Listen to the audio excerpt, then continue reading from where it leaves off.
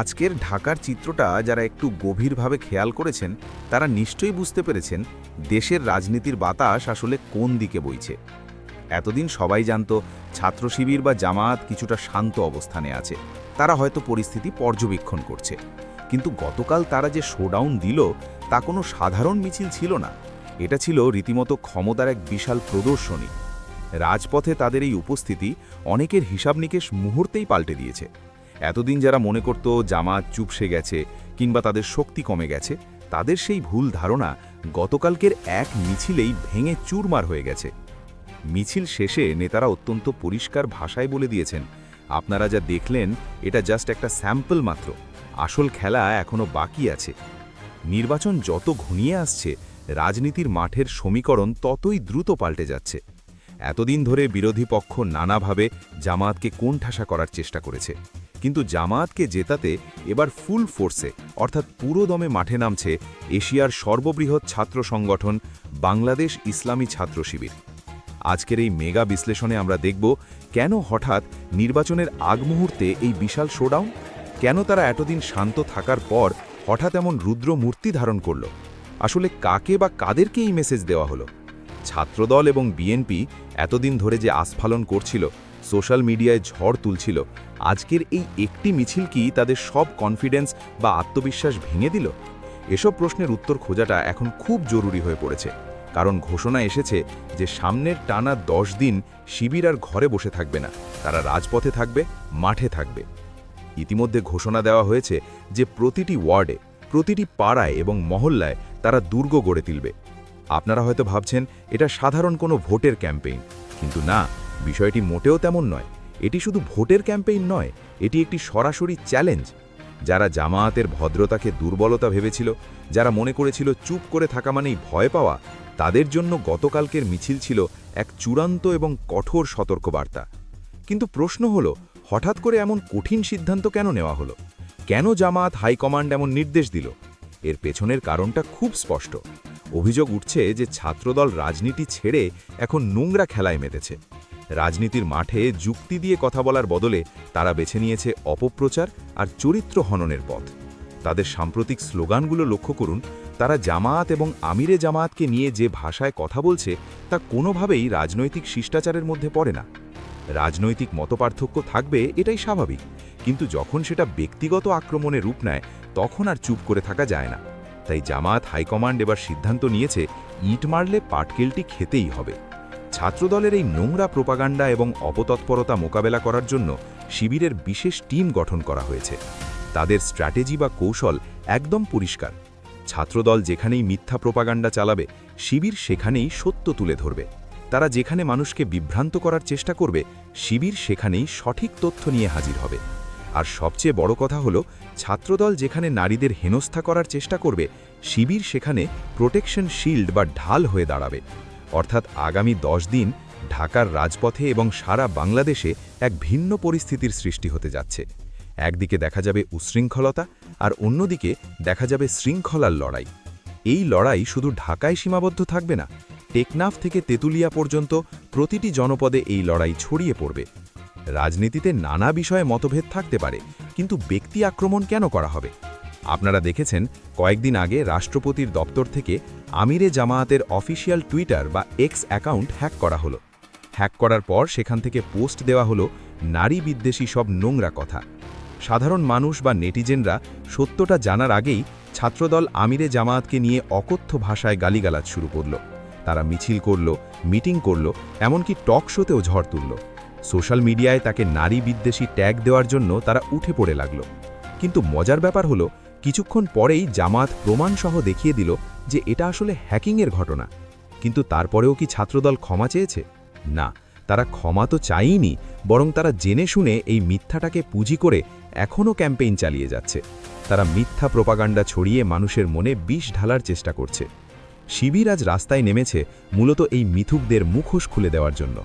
দলের তৃণমূল থেকে শুরু করে শীর্ষ পর্যায়ের নেতাকর্মীরা বলছেন, আমাদের নেতার ইজ্জত নিয়ে সিনিমিনি খেললে কাউকে ছেড়ে দেওয়া হবে না, দাঁত ভাঙা জবাব দেওয়া হবে। কিন্তু প্রশ্ন জাগে, এই নোংরা খেলার নির্দেশদাতা আসলে কে? কার ইশারায় ছাত্রদল এমন বেপরোয়া হয়ে উঠল? অভিযোগ আছে লন্ডনে পলাতক তারেক রহমানের সরাসরি নির্দেশেই ছাত্রদল জামায়াতের বিরুদ্ধে এই অ্যাগ্রেসিভ বা আক্রমণাত্মক অবস্থানে গেছে। বিএনপি খুব ভালোভাবেই বুঝতে পারছে বর্তমানে জামায়াতের পক্ষে যে গণজোয়ার সৃষ্টি হয়েছে তাতে তাদের দীর্ঘদিনের ভোট ব্যাংক ভেসে যাচ্ছে। সাধারণ মানুষ এখন আর বিএনপির গতানুগতিক রাজনীতি পছন্দ করছে না, তাই নিজেদের অস্তিত্ব টিকিয়ে রাখতে তারা বেছে নিয়েছে চরিত্র হননের জঘন্য পথ। তারেক রহমান জানেন রাজনৈতিকভাবে বা মেধা দিয়ে ডক্টর শফিকুর রহমানকে মোকাবেলা করা বর্তমানে খুবই কঠিন, তাই তিনি তার ছাত্র সংগঠনকে লেলিয়ে দিয়েছেন। তাদের মূল উদ্দেশ্য হল নির্বাচনের ঠিক আগ মুহূর্তে দেশে একটা বিশৃঙ্খলা তৈরি করা এবং জামায়াতকে উগ্র হিসাবে প্রমাণ করা। তারা চায় জামায়াত উত্তেজিত হয়ে কোনো ভুল করুক, কিন্তু তাদের এই চাল বুমেরাং হয়ে গেছে। ছাত্রদল ভেবেছিল নারীদের নিয়ে যা খুশি তাই বলবে আর নারীরা চুপ করে থাকবে, কিন্তু তারা ভুলে গেছে জামায়াতের নারী উইং বা মহিলা বিভাগ কতটা শক্তিশালী। আগামী 10 দিন মাঠে নামছে ইসলামী ছাত্রী সংস্থা এবং মহিলা জামায়াত। তারা আর ঘরে বসে থাকবে না, তাদের জন্য বিশেষ টিম গঠন করা হয়েছে। প্রতিটি ওয়ার্ডে, প্রতিটি পাড়া এবং মহল্লায় তারা নারীদের দ্বারে দ্বারে যাবে। নারীরা নারীদের কাছে যাবে, তারা বোঝাবে কে আসলে নারী বিদ্বেষী আর কে নারী বিদ্বেষী নয়। যারা হ্যাক হওয়া পোস্ট নিয়ে নোংরা রাজনীতি করে তারা নারী বিদ্বেষী, নাকি যারা নারীর ইজ্জত ও সম্মান রক্ষায় কাজ করছে তারা নারী বান্ধব। ছাত্রদল তাদের সমাবেশে জামায়াতের নারীদের নিয়ে কটূক্তি করছে, হেনস্থা করার চেষ্টা করছে। এর জবাব দিতে এবার ছাত্র সংস্থার রাজপথে প্রতিরোধ গড়ে তুলবে। আমাদের দেশের মহিলারা তাদের সম্মান রক্ষায় এবার নিজেরাই লাঠি হাতে নিয়ে প্রস্তুত হচ্ছে। সহ্যের একটা সীমা আছে। সারা দেশ থেকে খবর আসছে যে ছাত্রদল জামায়াতের নারী কর্মীদের কোথাও কোথাও হেনস্থা করছে। শুধু মৌখিক অভিযোগ নয়, এর ভিডিও ফুটেজও সামনে আসছে। জামায়াত আমির এতদিন সবাইকে ধৈর্য ধরতে বলেছিলেন, শান্ত থাকতে বলেছিলেন, কিন্তু যখন মায়ের গায়ে হাত পড়ে তখন কোনো সন্তান আর চুপ থাকতে পারে না। গতকালকের শিবিরের মিছিল সেই বার্তাটাই সবার কাছে পৌঁছে দিয়েছে।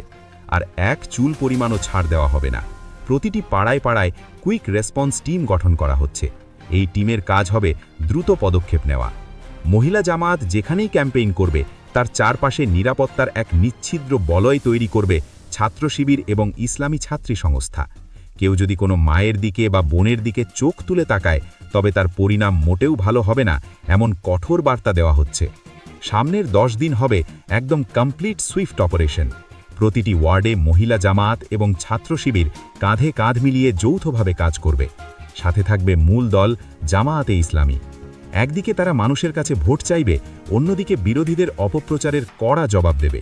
যেখানে ছাত্রদল মিথ্যা ছড়াবে, বিএনপি মিথ্যা ছড়াবে, সেখানেই সাথে সাথে কাউন্টার দেওয়া হবে। এই 10 দিন জামায়াত এমন এক গণজাগরণ তৈরি করতে চায় যাতে ভোটের দিন কেউ ছাত্রদলের দিকে ফিরেও না তাকায়, বিএনপির দিকে ফিরেও না তাকায়। নারীদের এই অংশগ্রহণ আগামী নির্বাচনে গেম চেঞ্জার হতে যাচ্ছে, কারণ আমরা জানি বাংলাদেশের ভোটারদের প্রায় অর্ধেকই নারী, আর নারীর মনস্তত্ত্ব বা মনের কথা নারীরাই সবচেয়ে ভালো বোঝেন।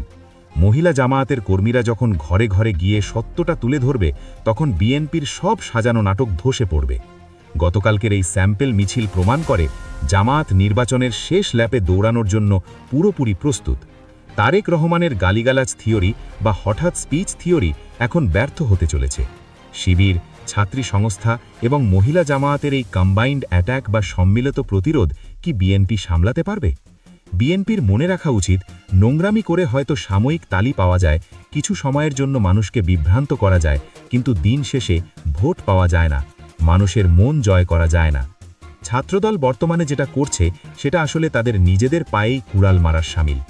আগামী 10 দিন রাজপথ থাকবে সত্যের পক্ষে, ইনসাফের পক্ষে।